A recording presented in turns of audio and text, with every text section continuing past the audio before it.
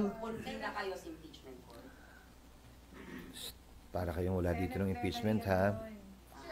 Dalawang sombrero ang suot ng Senado. Senado acting as a legislative body, Senado sitting as an impeachment court. Each time we adjourn, then we finish wearing that hat. Each time we resume, we will announce if we are resuming as what.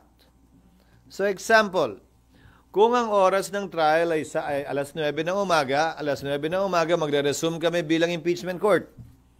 Pag kami magsesesyon naman ng alas 3 at mag-a-adjourn yung impeachment court ng alas 2, edi mag-a-adjourn kami sa impeachment court ng alas 2 at pagdating ng alas 3, magre-resume kami as a Senate deliberating on proposed legislation. Ano yung tanong nyo? Hindi ko maintindihan.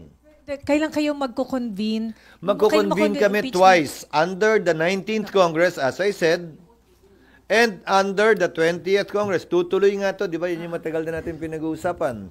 Mag-o-oath yung mga members ng 19th Congress para magampanan nila yung trabaho kaugnay ng pag-issue ng summons sang ayon sa aming rules.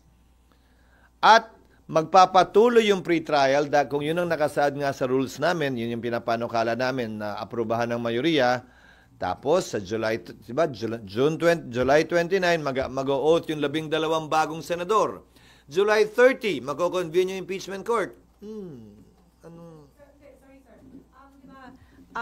Mag-oath kayo during the plenary session ng Senate as legislative body. And then,